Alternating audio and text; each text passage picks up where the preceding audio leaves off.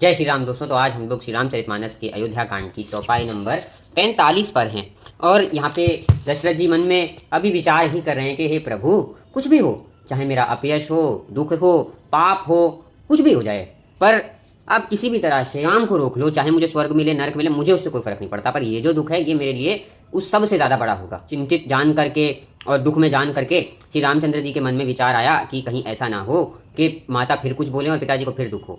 तो वो बोलने लगे कि हे तात, आप मुझे बच्चा समझ करके क्षमा कर दीजिए, मैं बस इतना ही कहता हूँ, मुझे किसी ने पहले बताया ही नहीं इस बारे में, अब इतनी सी बात के लिए आपने इतना दुख पाया।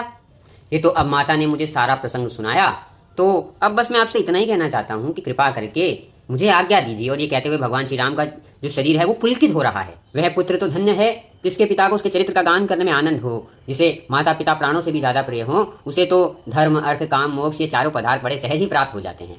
आप चिंता मत कीजिए, व्याकुल मत होइए, मैं माता की आज्ञा लेकर जाता हूँ और बहुत जल्दी ही लौट आऊँगा। मुझे तो मेरे जीवन का परम फल मिल जाएगा ये सब करके, तो मैं चलता हूँ और आकर के आपको प्रणाम करूंगा। दशरथ जी जब ये सुनते हैं तो शोक के कारण वो कोई जवाब ही नहीं देते हैं। ये बात बिच्छू के डंक के जहर की तरह पूरे शरीर में जैसे वो फैलता है, पूरे अयोध्या में फैल गई है। लोग तुरंत विषाद करने लगे, दुखी हो गए हैं, कोई धीरज नहीं धर पा रहा है। लोगों की आंखों से अश्रु बह रहे हैं, लोग सर पीट रहे हैं और ऐसा दुख का और मातम का माहौल हो गया है।